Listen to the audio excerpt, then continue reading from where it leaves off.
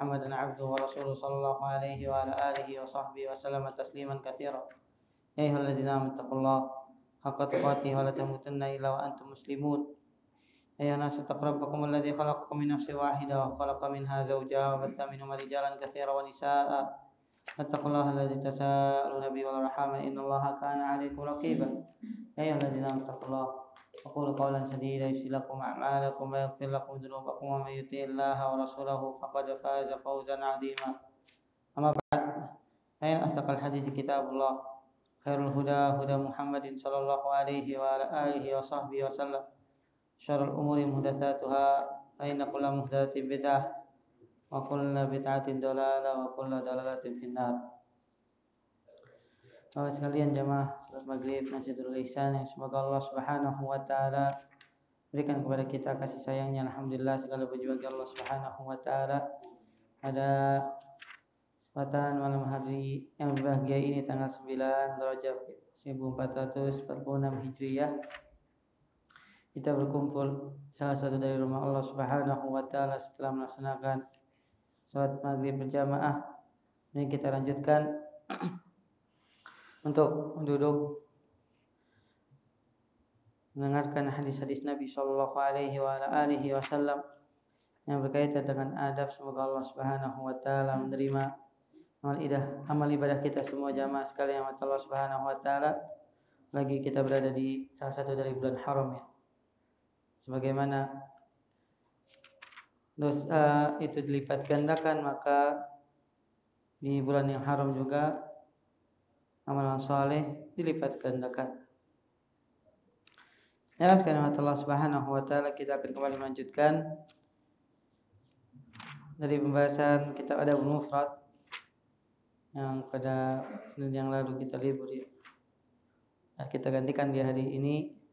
Nah, Ustaz Hafizallahu taala Ustaz Musa wa Afaf Alhamdulillah beliau tidak bisa memberikan kajiannya di hari ini, maka kita isi waktunya dengan mengkaji kitab Al-Mufrad karya Imam Al-Bukhari rahimahullahu ta'ala. Jangan sekarang Allah Subhanahu wa taala masih kita di bab Al-Kibr. Sisa satu hadis lagi. Hadis yang ke-557. Kata Imam Bukhari rahimahullah ta'ala, qala hadatsana Muhammad bin Salam qala akhbarana Abdullah bin Mubarak an Muhammad bin Ajlan an Amr bin Shu'aib an abihi an jaddihi an Nabi sallallahu alaihi wasallam qala yuhsyarul mutakabbiruna yawmal qiyamati amsal adh-dharri fi surati ar-rijal yakshahum adh-dhullu min kulli makan yusaquna ila sijnin min jahannam yusamma bulas ta'luhum narul anyar wa yusqawna min usarati ahli an-nari tinatal khabal. Imam Al-Bukhari rahimahullahu taala meriwayatkan dari gurunya Muhammad ibn Salam. Ini Muhammad ibn Salam Al-Bikandi, seorang guru dari Imam Bukhari rahimahullahu taala yang thiqah. Qala akhbarana Abdullah ibn Mubarak Al-Marwazi. Beliau berasal dari kata maru yang merupakan salah satu alim ulama di zaman tabi'ut tabi'in yang mengumpulkan banyak sekali kebaikan sebagaimana katakan oleh Al-Imam Adz-Dzahabi rahimahullah taala tentang biografi Imam Abdullah ibn Mubarak, yang diantaranya pernah kita sampaikan jamaah sekalian tentang biografinya ya. Beliau pernah menghajikan jamaah satu kampung, semuanya disita perlengkapan hajinya, kumpulkan, tidak boleh ada yang membawa sama sekali perbekalan. Nyata oleh Al-Imam Abdullah bin Mubarak perlengkapannya diganti oleh perlengkapan beliau, perbekalannya juga. Sampai kembali lagi setelah berhaji ke kampung, mereka dikembalikan semua perbekalannya. Ditambah lagi oleh-oleh, karena kata Abdullah bin Mubarak, sebelum kalian pulang dari haji kalian beli oleh-oleh dulu buat keluarga. Nah, akhirnya satu kampung dihajikan oleh Abdullah bin Mubarak jamaah sekalian. Dan tidak ada satupun perbekalan menggunakan bekal mereka. Semuanya berasal dari siapa? Hartanya Abdullah bin Mubarak. Makanya dikatakan Imam Az-Zahabi rahimahullah taala, seorang imam, seorang alim, seorang yang faqih, seorang mujahid, seorang yang dermawan, berkumpul padanya banyak sekali kebaikan. Tahukah antum dari mana beliau berasal, atau dari keluarga mana beliau berasal? Pernah Anda sampaikan juga, jamaah masih ingat? Beliau orang tuanya adalah siapa? Pemilik kebun, ibunya anak dari pemilik kebun. Sedangkan ayahnya Mubarak merupakan pegawai karyawan. Satu hari setelah berapa tahun bekerja dengan calon mertuanya, pernah diminta untuk mengambilkan buah. Dia diambilkan, ternyata buahnya belum matang. Kata sang pemilik kebun, "Wahai Mubarak, kenapa engkau tidak mengetahui mana yang matang, mana yang tidak?" Kata Mubarak, "Aku tidak pernah makan sama sekali dari kebunmu." Ketika sang pemilik kebun tahu tentang kejujurannya, maka dinikahkan dengan putrinya. Hingga lahirlah siapa? Abdullah ibn Mubarak al-Marwazi rahimahullah ta'ala. Dari Muhammad bin Ajlan ini rawi dari Al-Imam Bukhari rahimahullah ta'ala di kitab sahih, tapi kredibilitasnya saduq. An Amr bin Syu'aib, beliau juga adalah seorang yang saduq. An abihi, abinya adalah Muhammad. Abinya siapa? Muhammad. An jaddihi, kakeknya siapa? Abdullah bin Amr ibn al-As. Jadi Amr bin Syu'aib ini keturunan dari siapa? Abdullah ibn Amr ibn al-As radhiyallahu taala anhuma. Dari Nabi sallallahu alaihi wa ala alihi wasallam. Ini dikatakan oleh para ulama, sanad hadis ini riwayat cucu dari kakeknya. Dan Amr bin Syu'aib itu juga kakeknya. Ini adalah dari ayahnya, dari kakeknya. Riwayat dari cucu, dari ayah, dari kakek. Insyaallah keluarganya semuanya muhadditsi. Ini para ulama menghukumi jalur periwayatan keluarga ini jalurnya hasan. Jalurnya apa? Hasan hadisnya insyaallah ta'ala. Nabi SAW bersabda, "Yuhsyarul mutakabbirun." Allah Subhanahu wa taala membangkitkan orang-orang yang sombong di hari kiamat. Amsal adzarri, seperti adzar. An-namlud daqi. Adzar maknanya adalah semut yang kecil.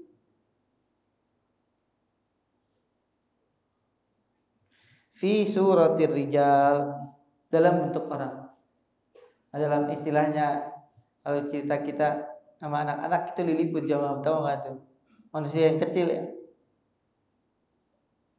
Itu lebih kecil lagi jamaah. Soalnya bentuknya seperti semut.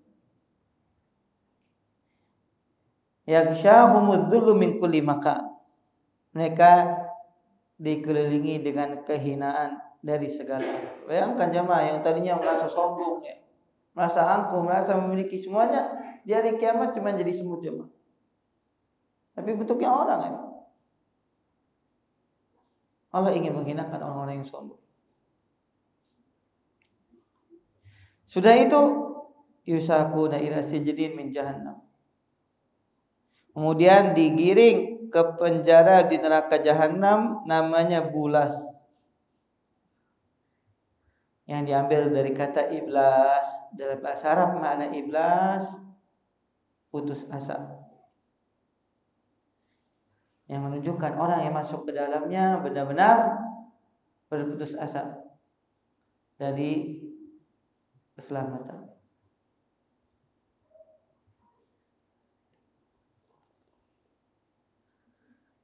Bukan itu aja jemaah, masih ada lagi.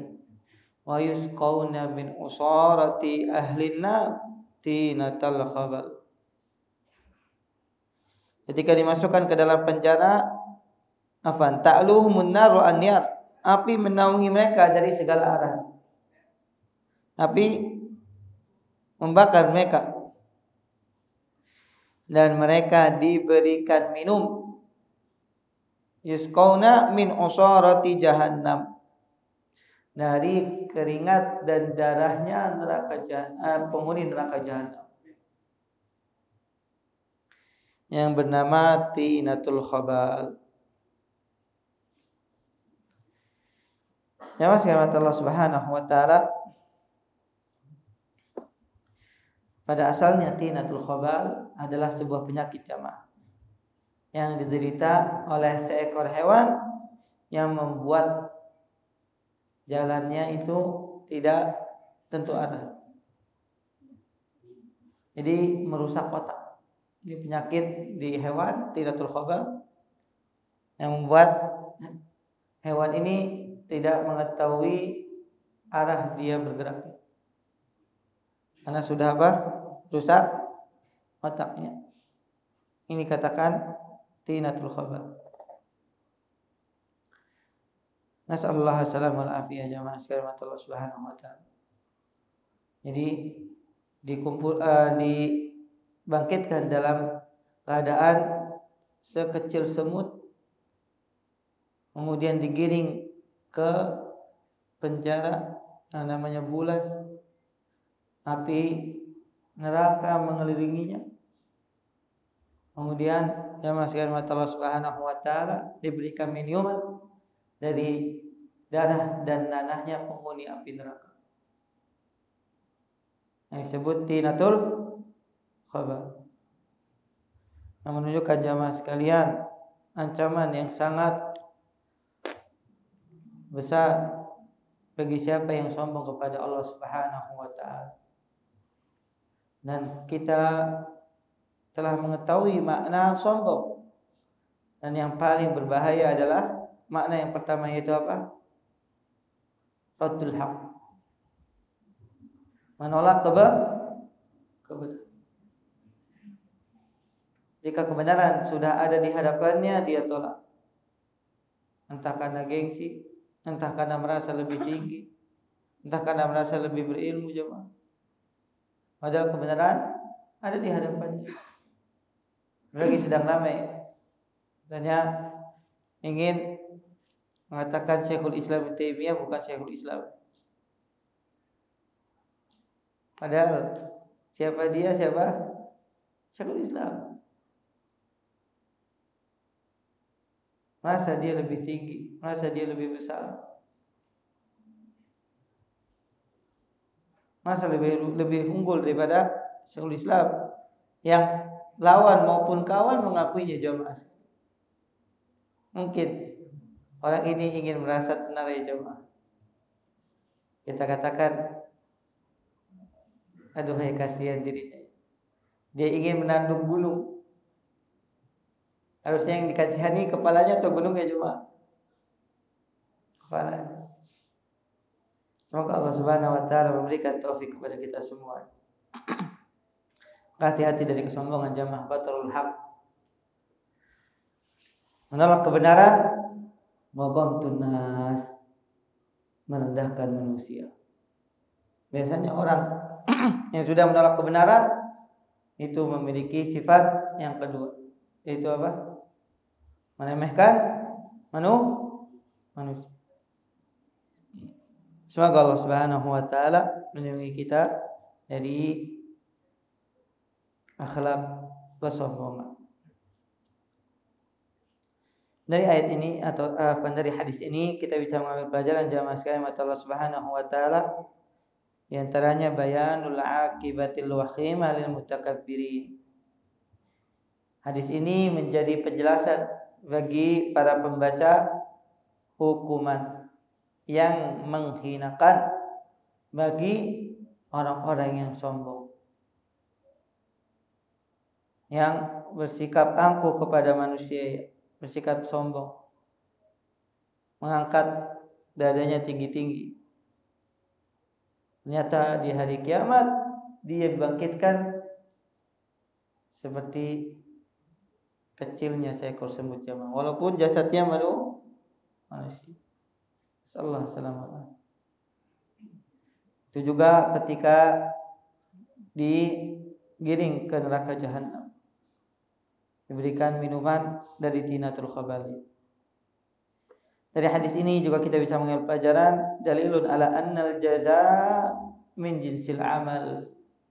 Ini kaidah yang sangat kita pahami tentang balasan sesuai dengan amalan jamaah. Falamma kana al-mutakabbiru fi hayatil amal 'anil haqqi bi rafdihi lahu wa mutakabbiran 'alal khalq fala yura lahum waznan wala haqqan fil ukhuwah fa haula'il mutakabbiruna yuhsyaruna yaumal qiyamah amsalidz dzarri yata'uhumun nar. Kata beliau, ketika di dunia seorang yang sombong, yang menolak kebenaran, yang merasa lebih tinggi, merasa lebih angkuh di hadapan manusia, yang dia tidak melihat kedudukan manusia di hadapannya, seolah-olah dia yang paling besar, yang paling tinggi, kemudian dia merendahkan manusia, maka Allah Subhanahu wa taala balas di hari kiamat, dia menjadi orang yang paling hina, yang paling lemah, paling kecil, bahkan manusia mudah menginjaknya, ya jemaah. Ada di sini yang sulit menginjak semut, jemaah. Nah, gitulah nanti kedudukan orang yang sombong di hari kiamat. Nasallallahu salamah wal afiyah. Jazaa'an lahum min jinsi a'malih, sebagai balasan atas apa yang dia perbuat. Nah, ini beberapa hadis yang sepatutnya jamaah kita renungkan, yang membuat kita benar-benar berusaha meninggalkan, berusaha membersihkan, berusaha menjauhi sifat sombong yang ada dalam hati kita. Apalagi kalau sudah berhadapan dengan kebenaran. Famada ba'dal haqqi illa ad-dhalal. Karena tidak ada setelah kebenaran kecuali kesesatan. Ketahuilah seorang yang telah sadar, yang telah jelas di hadapannya kebenaran, kemudian dia menyimpang, tidak ada setelahnya kecuali apa? Kesesatan. Nah, kita masuk bab yang baru jamaah. Bab manintasara min dzulmihi. Bab orang yang membela diri dari kezalimannya. Al-Imam Al-Bukhari rahimahullah ta'ala meriwayatkan berapa nih? 1, 2 hadis ya jamaah.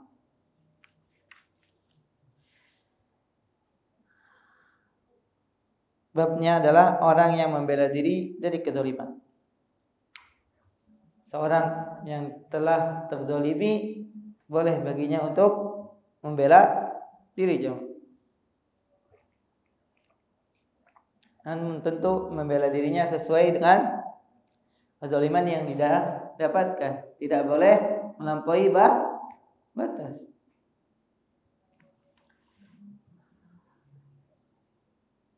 Allah Subhanahu wa taala firman, "Wa jazaa'u sayyi'atin sayyi'atun mithluha." dan balasan bagi keburukan, maka keburukan yang semisal pun. Tapi kata Allah, faman afa wa aslaha fa ajruhu 'ala Allah. Barang siapa yang memaafkan, dia lebih memilih untuk maafkan. Wa aslaha, bahkan berbuat baik kepada orang yang dia zalimi. Kepada orang yang telah menzalimi dirinya. Fa ajruhu 'ala Allah. Maka Allah akan siapkan baginya pahala.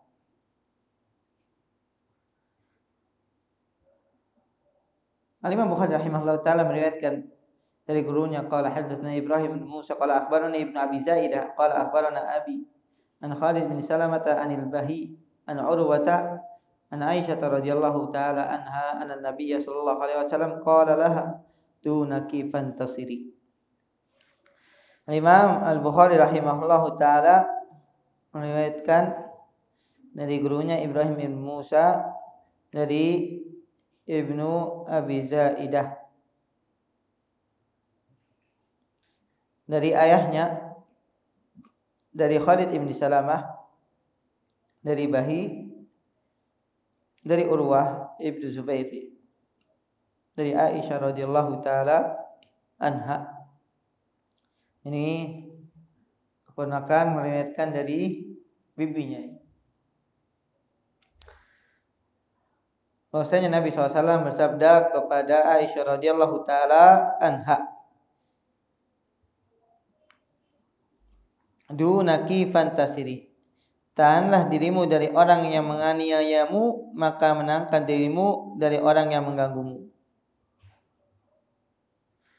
Nah, hadis ini adalah hadis yang sahih. Hadis yang sahih insyaallah diriwayatkan juga oleh Imam Ahmad rahimahullahu taala dan juga Imam Ibnu Majah. Dan hadis ini memiliki kisah ya.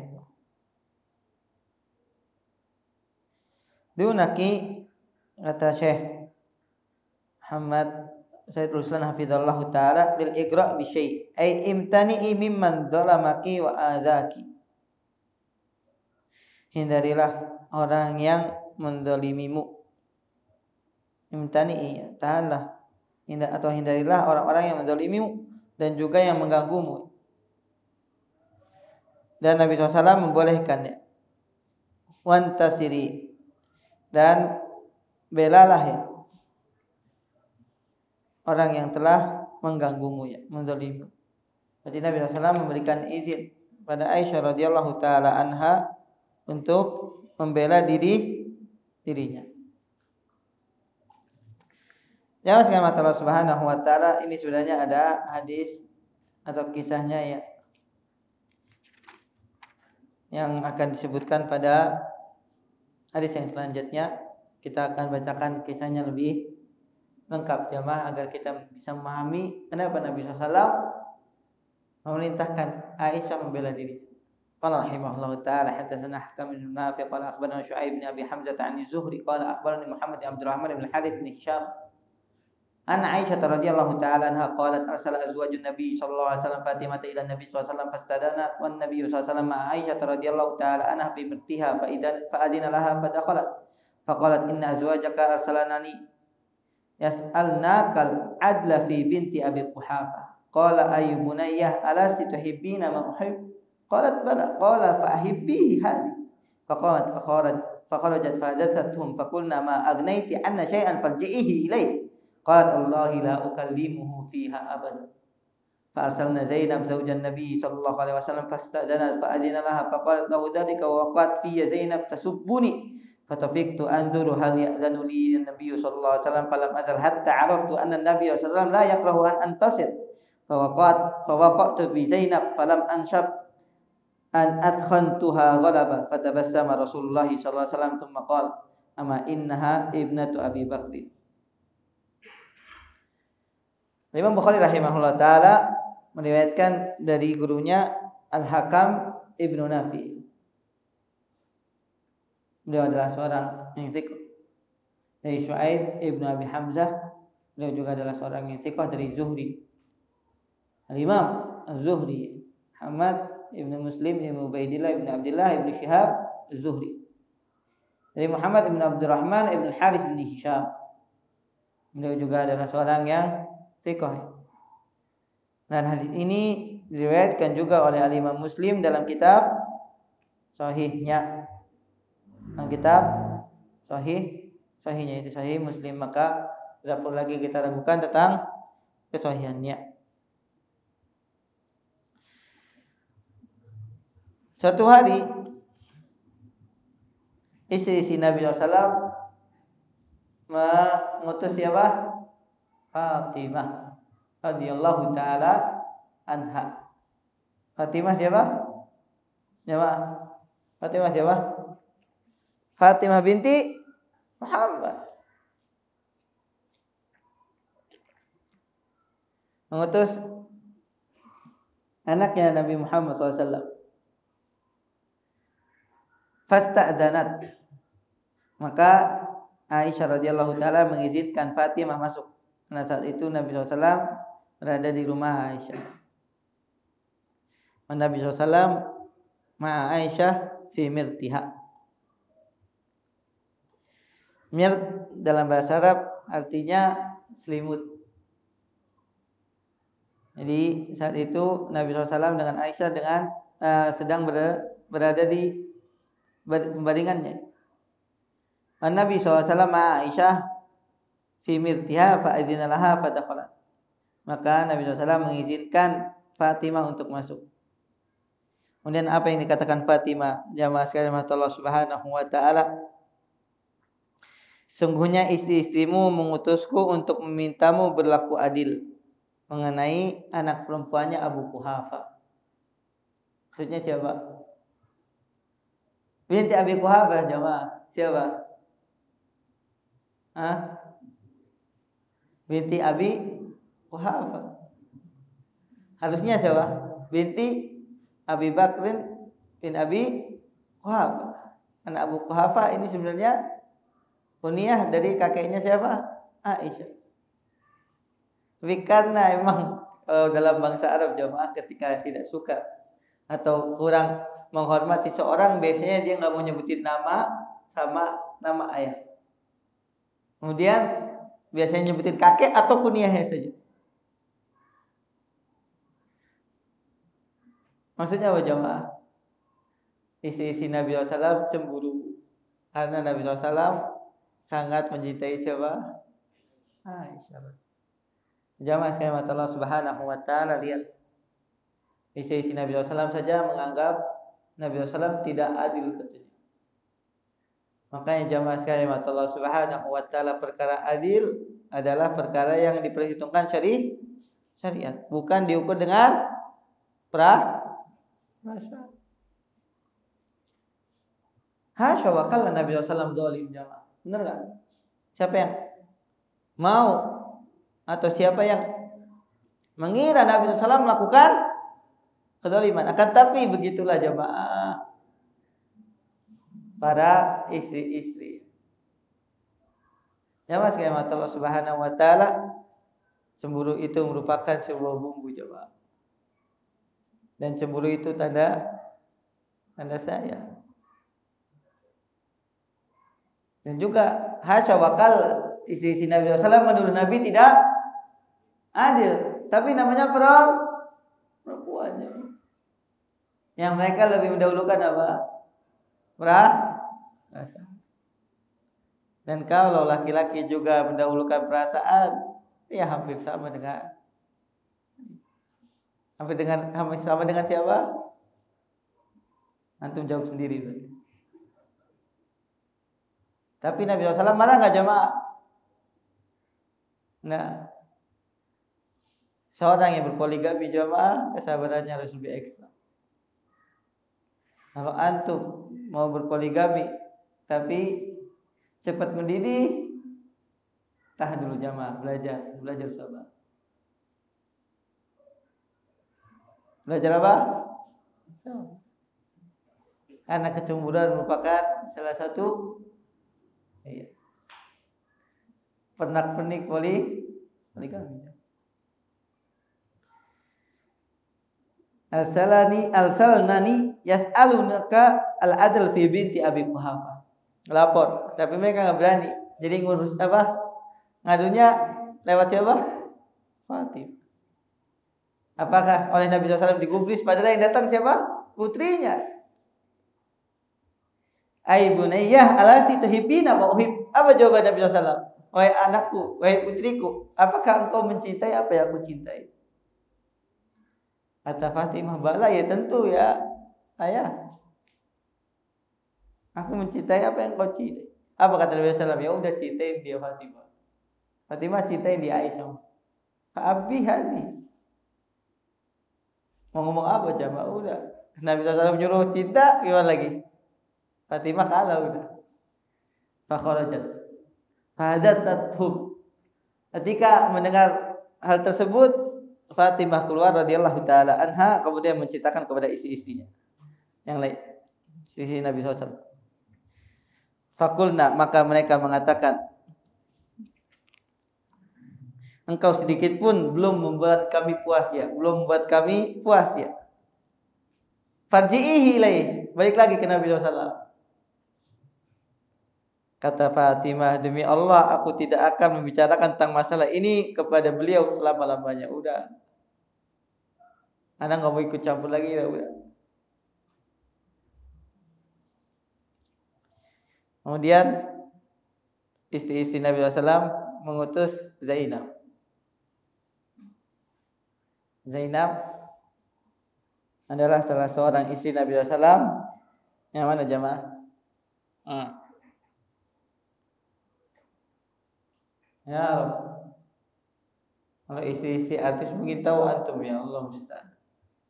Istri Nabi SAW Zainab bintu Jahsh, yang Allah Subhanahu wa taala nikahkan fawqa sab'a samawat. Ini yang membuat salah satu Aisyah kalah, karena Zainab dinikahkan oleh Allah Subhanahu wa taala langsung. Dalam ayat falamma qada minhunna wa tara zawajnaka likaila yakuna 'alal muslimina harajun. Allah yang langsung menikahkan jemaah. Makanya akhirnya yang dipilih siapa? Zainab untuk datang kepada Nabi SAW.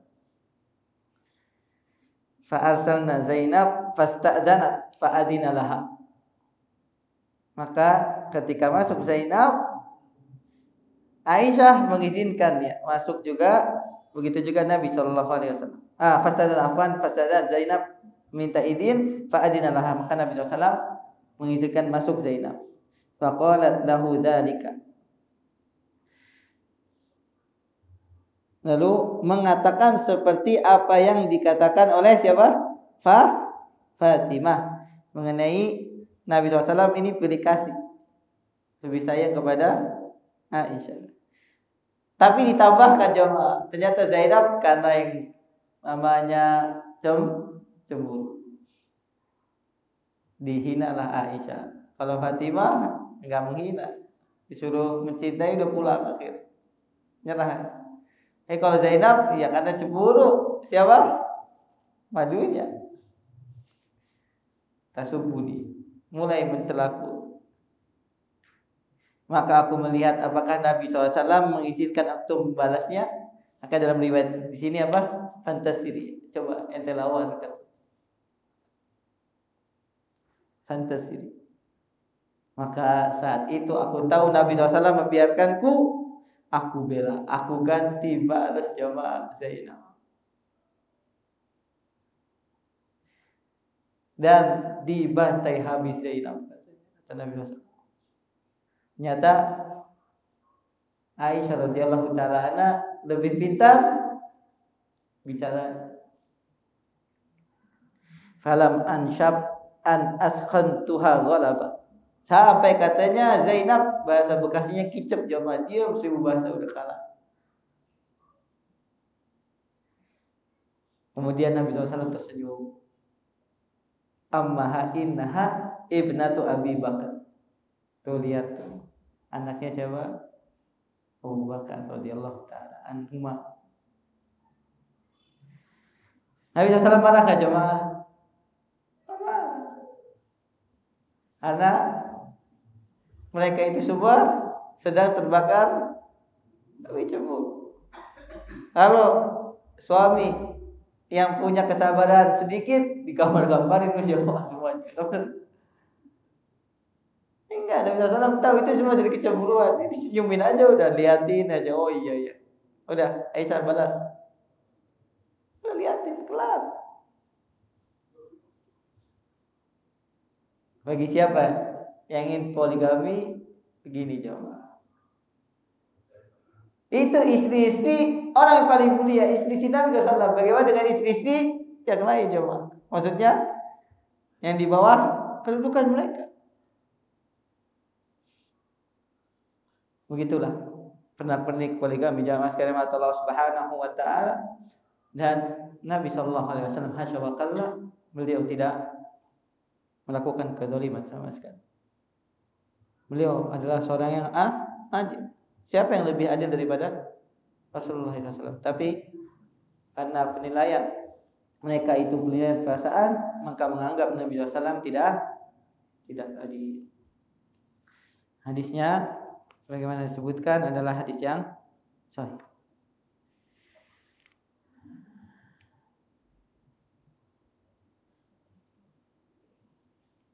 Jangan sekalian mata Allah Subhanahu wa taala, di sini juga Nabi SAW memberikan pembelaannya. Ketika dinisbatkan kepada Abu Quhafa, kakeknya, maka Nabi mengatakan ibnatu Abu Bakar. Inilah anaknya Abu Bakar. Karena lebih tepat untuk dinisbatkan kepada ayahnya. Karena Abu Quhafa, Allah taala alam, itu adalah kakek yang kafir, yang tidak beriman kepada Allah Subhanahu wa taala. Dari hadis ini jamaah sekalian Allah Subhanahu wa taala, kita bisa menyimpulkan tentang diperbolehkannya seorang yang dizalimi membela. Dan kita juga bisa mengambil pelajaran bagaimana kecemburuan antara istri-istri Nabi sallallahu alaihi wasallam itu adalah fitrah yang Allah Subhanahu wa taala tanamkan pada setiap perempuan. Nah, itu bukan merupakan kesalahan. Makanya Nabi SAW tidak menegur istri-istrinya. Karena memang itu merupakan suatu yang Allah Subhanahu wa taala tetapkan bagi setiap wanita. Yang berbahaya ketika cemburu itu akhirnya membuat seseorang keluar dari jalan syariat. Misalnya akhirnya meminta cerai jamaah sekalian. Ada cemburu, padahal tidak ada alasan bagi seorang wanita yang dipoligami dia meminta cerai, kecuali jelas sekali kezaliman. Kalau cuma hanya perasaan, maka dilarang bagi seorang wanita ketika di madu dia meminta cerai. Dari hadis ini juga kita bisa mengambil pelajaran kesabaran Nabi Shallallahu Alaihi Wasallam terhadap istri-istrinya. Nabi SAW sama sekali tidak marah. Nabi SAW membiarkan. Nah, itu merupakan jibillah apa ya?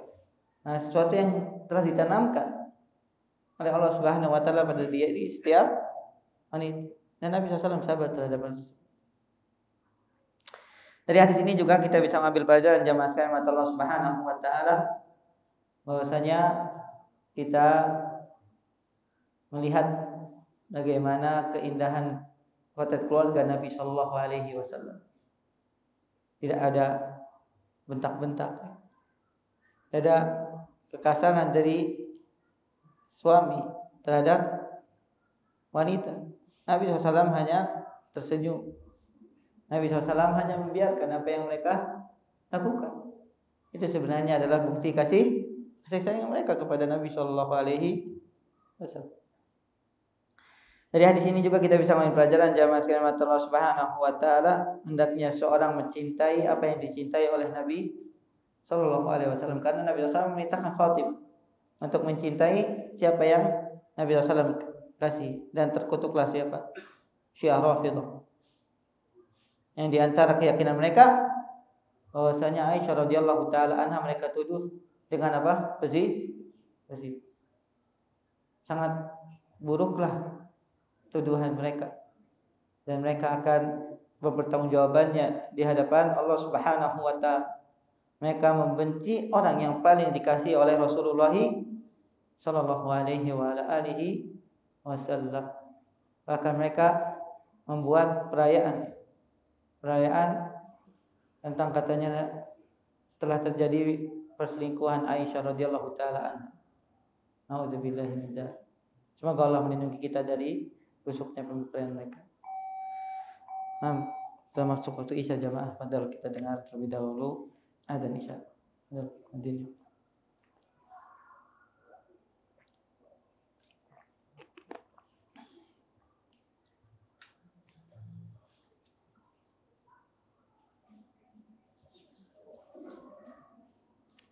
Allahu Akbar, Allahu Akbar, Allahu Akbar,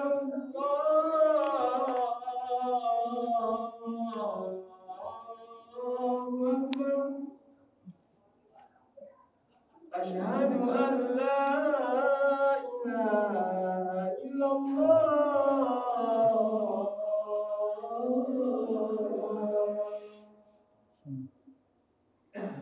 Asyhadu an la ilaha illallah.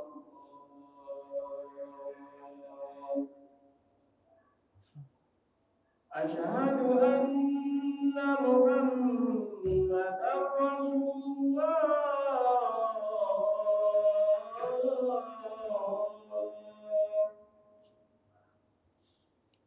Asyhadu anna Muhammadar Rasulullah.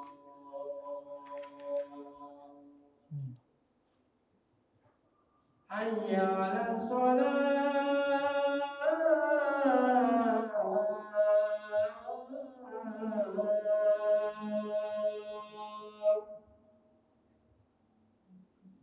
Hayya 'alas shalah.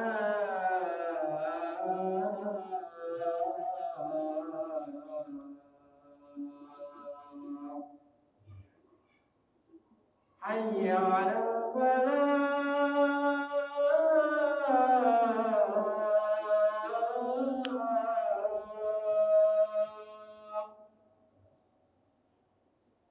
Hayya 'alal falah.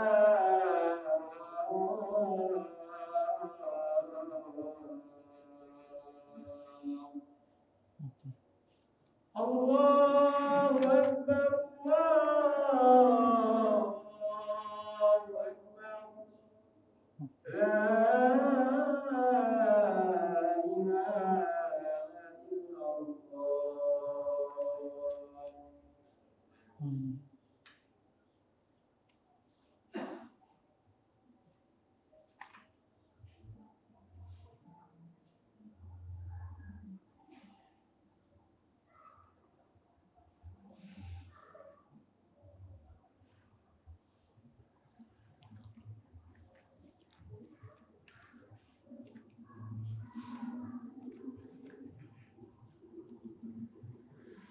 Ya, sekalian Allah Subhanahu wa taala, kita lanjutkan bab ke-253, bab al-muwasatu fis sanati wal maja'ah.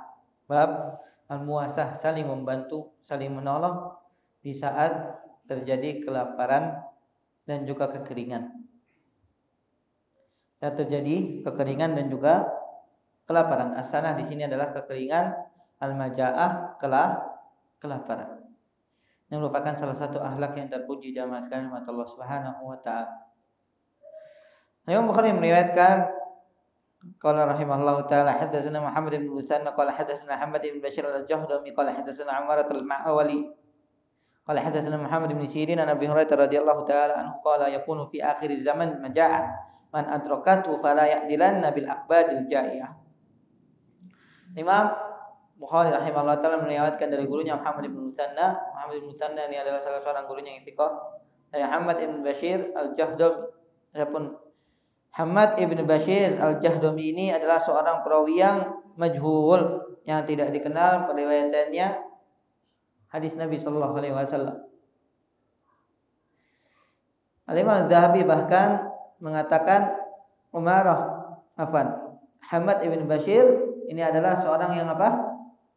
Seorang yang mungkar hadisnya.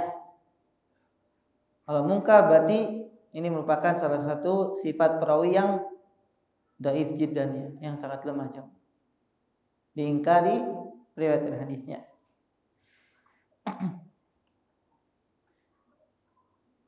An Umarah al-Ma'wali, ini Umarah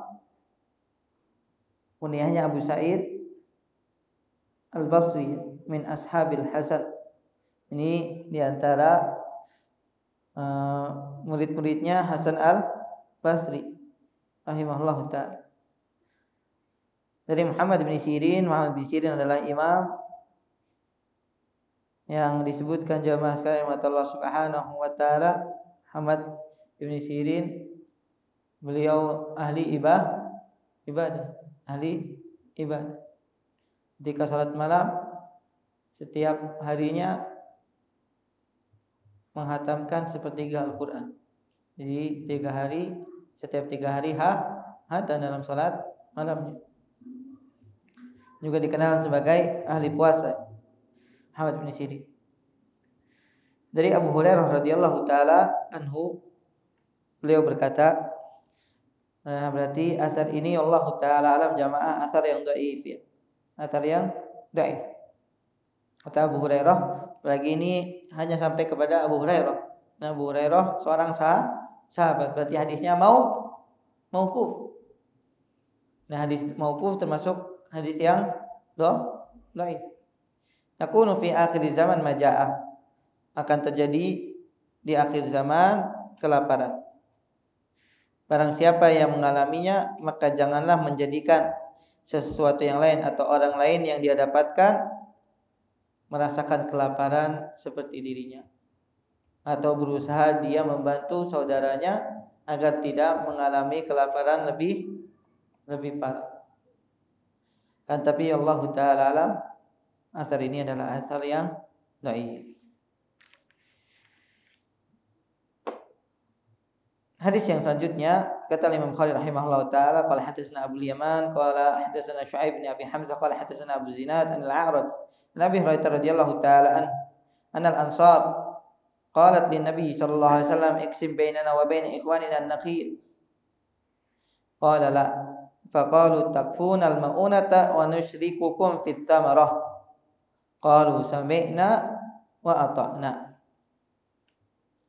Imam Bukhari meriwayatkan hadis dari gurunya Abu Yaman, ini Al-Hakam bin Nafi'. Dia adalah seorang yang thiqah. Dari Syu'aib bin Abi Hamzah, dia juga seorang yang thiqah. Dari Abu Zinad. Abu Zinad siapa namanya jamaah? Bukan yang lalu sudah sampaikan. Abu Zinad namanya Abdullah ibnu Zakwan.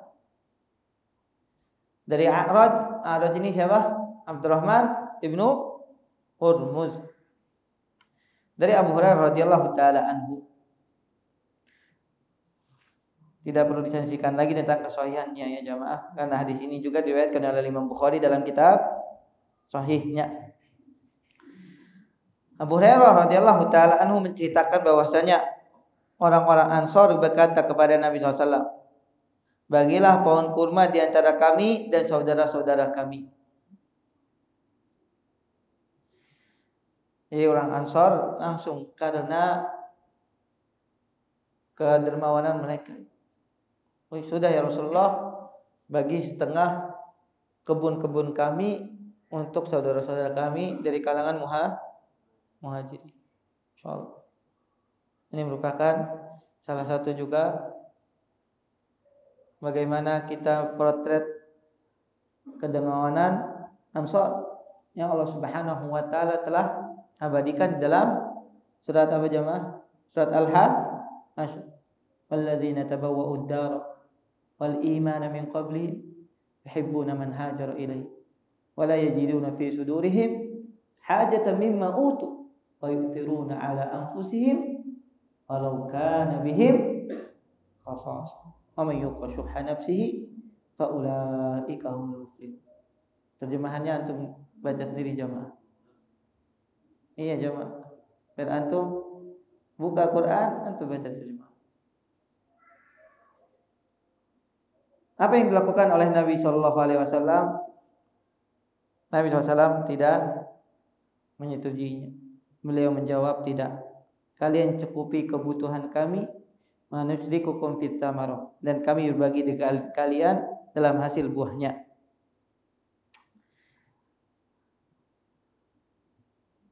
Takfuna al-ma'unah, maksudnya di sini al-qut. Takfuna al-ma'unah, kalian mencukupi kami dari bahan makanan pokoknya. Jadi nggak perlu seluruh tanamannya itu untuk kami, enggak. Yang penting kami muhajirin bisa makan, bisa memenuhi kebutuhan pokok kami, dan sisanya untuk kalian. Yang kami butuhkan hanya untuk menghilangkan lapar jamaah sekalian nama Allah Subhanahu wa taala. Kami berbagi dengan kalian dalam hasil buahnya. Mereka menjawab, kami dengar dan kami taat. Maka orang Ansor ini mengatakan sami'na wa ata'na. Ini juga merupakan keutamaan sahabat Rasulullah SAW. Ketika Nabi SAW memerintahkan, mereka dengan sigapnya mengatakan sami'na wa ata'na. Kami mendengar dan kami taat. Beda dengan orang-orang Yahudi. Sami'na wa asaina. Kami dengar, akan tapi kami tidak mentaati. Dapat para sahabat Rasulullah SAW, Allah Subhanahu wa taala menjadikan mereka manusia yang terbaik, karena ketika mereka mendengarkan perintah dari Allah Subhanahu wa taala dan Rasulnya, enggak banyak tanya jemaah, enggak banyak alasan. Apa yang mereka dapatkan, mereka langsung menjawab sami'na wa ata'na. Kami mendengar dan kami taat. Dari hadis ini kita bisa mengambil beberapa pelajaran jamaah sekalian Allah Subhanahu wa taala. Di antaranya dianjurkan jamaah al-muasah, saling membantu di antara kaum muslimin saat terjadi kelaparan. Dan sangat apik sekali Al-Imam Bukhari rahimahullah taala memberikan contoh dengan sahabat Rasulullah sallallahu alaihi wasallam ketika orang-orang Ansar membagi bagiannya kepada kaum muhajirin. Dari hadis ini juga kita bisa mengambil pelajaran at-ta'awun 'ala birri wat taqwa, saling tolong menolong di atas kebenaran dan ketakwaan, wa tabadulul khairat, dan saling berbagi kebaikan.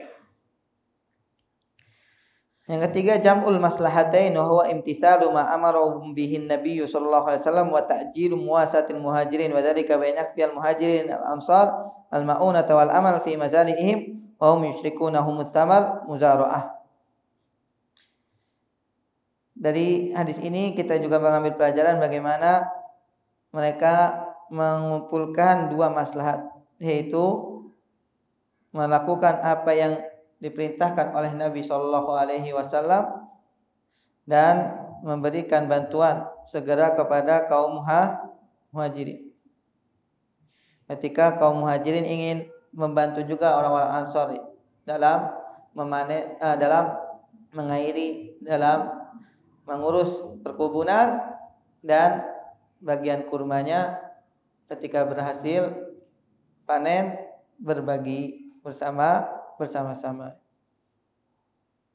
Dari hadis ini juga kita bisa mengambil pelajaran dalilun ala sidqil ansar. Dalil akan kejujurannya sahabat al-ansar. Wasakha'in nafs bima ma'ahum li ikhwanihim al-muhajirin alladziina hajaru awtanahum firaran bidinihim wa mahabbatan fi suhbati nabiyihim Muhammadin sallallahu alaihi wasallam.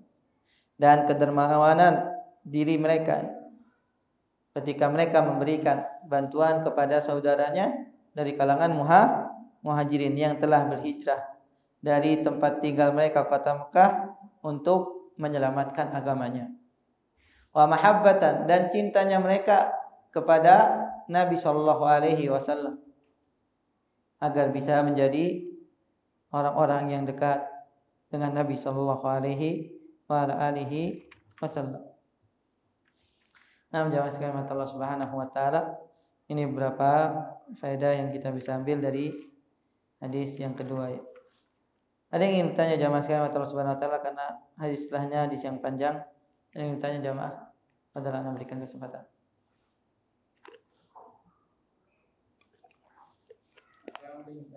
Salam. Rasulullah katanya punya istri sampai 9 orang juga. Kemudian 9 orang itu mengisyaratkan kerjanya macam-macam sifat perempuan di dunia ini. Apakah ada yang sifat baik dan sifat buruk?